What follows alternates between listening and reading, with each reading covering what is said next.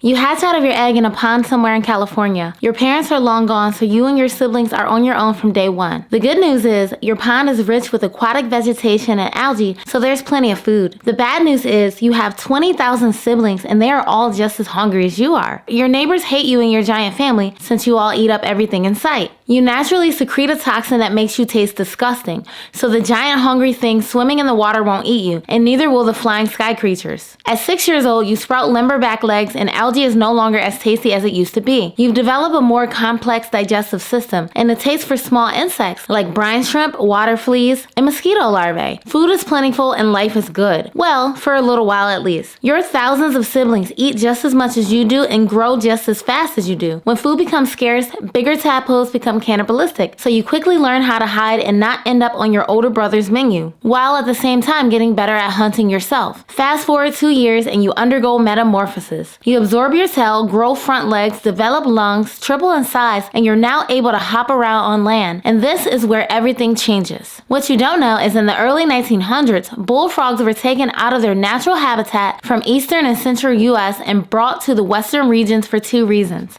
1.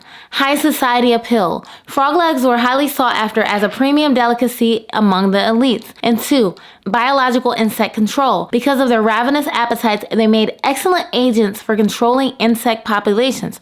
Or so, that's what was initially thought. But it turns out, introducing cold-blooded monsters to environments where they have no natural predators isn't the best idea. Fast forward to today, and what does this look like? Bullfrogs are the most invasive species of amphibians in 40 different countries. They are carriers of deadly diseases like chytrifungus and ranavirus. They decimate entire ecosystems and cost humans billions of dollars in agricultural and ecological damages. And you didn't know any of this. All you know is you hit the amphibian lottery being born a bullfrog outside of your native habitat. The pond, for the most part, is a battlefield for resources, opportunities to secure genetic legacy, establish dominance, and eliminate future threats. For you, though, it's an all-you-can-eat buffet. You're the biggest frog in North America, and if something can fit in your mouth, it's on the menu. Not just insects anymore. No, now we're talking fish, turtles, lizards, bats, and even birds. You even eat smaller bullfrogs if they decide to hop too close to you. You're a perfect ambush predator. You stand perfectly still. The unsuspecting victim relaxes, thinking they are at a safe distance from any predator, not knowing they're well within your striking range, and it's over before they even know what hit them. Nature didn't give you flashy weapons like claws, fangs, stingers, or venom, but you overcame all of them and reigned supreme with what you do have. Back legs powerful enough to propel you 6 feet in the air in one leap, motion tracking eyes with perfect night vision,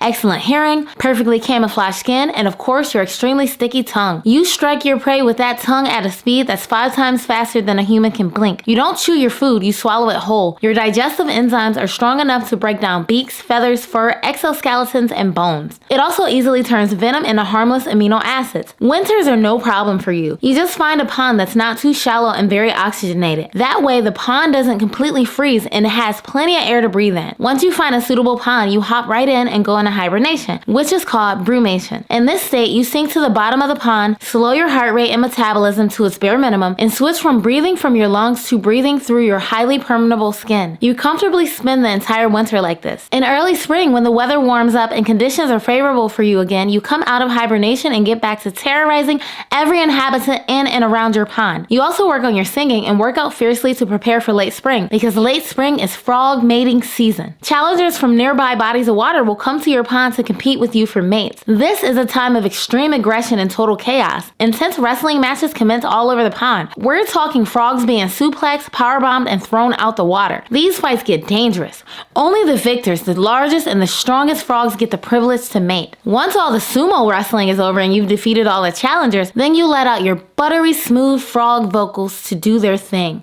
You let out that beautiful deep croak. The infamous bullfrog bellow that actually sounds like a bull bellow is where you get your name from, bullfrog. Your croaking, I mean singing, is extremely important because it's the sole determinant factor of how females will choose you. During this time, males let out their mating calls all at the same time, a cacophony of harmonies. The female's excellent hearing breaks down and analyzes the acoustic quality of every single bellow. They are very picky and are looking for the bellow that stands out the most. The deepest pitches are attractive because they're produced by the largest and most robust male. Higher decibel calls stand out in dense choruses, signaling vigor and lung capacity.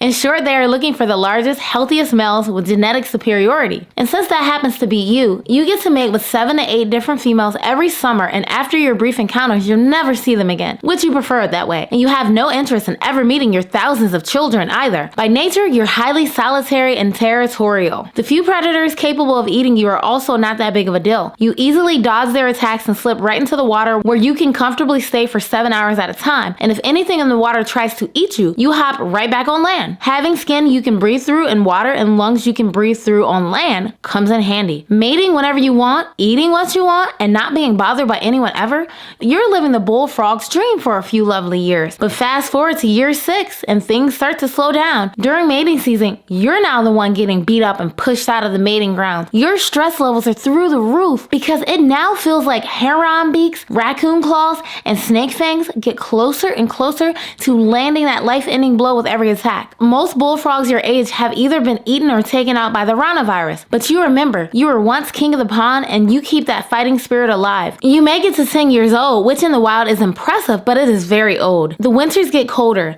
Other bullfrogs, which could be your very own kids, are now trying to eat you, and you can feel it in your bones. It's only a matter of time before those bird claws go right through your stomach. You can now see the pond for what it really is, a battlefield, which weaker animals have seen all along. Remember when I said bullfrogs cost humans billions in agricultural and ecological damages? Well, humans didn't like that too much, so they spent even more millions on containing the bullfrog populations. But when that didn't work, they spent even more money on bullfrog population control. Thank you for tuning in. Please share your favorite bullfrog fact below, like and subscribe, and talk to me in the comments. See you guys next time.